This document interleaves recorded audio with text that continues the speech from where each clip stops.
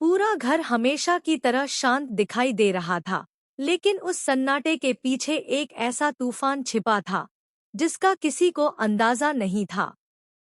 सिद्धू के पापा कई दिनों से महसूस कर रहे थे कि घर में कुछ ऐसा हो रहा है जो उनसे छिपाया जा रहा है।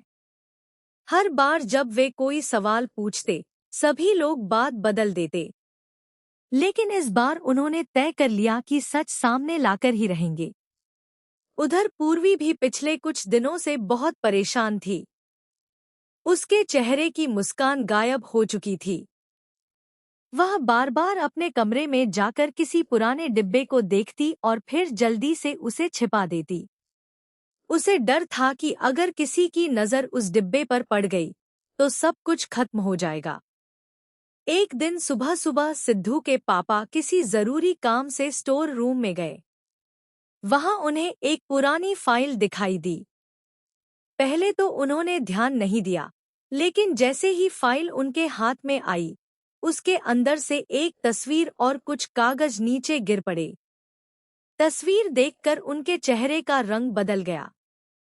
तस्वीर में पूर्वी किसी अनजान व्यक्ति के साथ खड़ी थी और उसके पीछे वही जगह दिखाई दे रही थी जिसके बारे में पूरे परिवार को बताया गया था कि वहां कभी कोई गया ही नहीं। उन्होंने तुरंत सारे कागज ध्यान से पढ़ने शुरू किए। हर पन्ने के साथ उनके मन में नए सवाल पैदा होने लगे। क्या पूर्वी इतने दिनों से सबको धोखा दे रही थी, या फिर इसके पीछे कोई ऐसी सच्चाई थी जिसे जानबूझकर छिपाया गया था? इसी बीच पूर्वी कमरे में पहुंची। जैसे ही उसकी नजर सिद्धू के पापा के हाथ में उन कागजों पर पड़ी, उसके पैरों तले जमीन खिसक गई। उसके चेहरे पर डर साफ दिखाई देने लगा। उसने घबराकर कहा, पापा जी, पहले मेरी बात सुन लीजिए। लेकिन इस बार सिद्धू के पापा चुप नहीं रहे।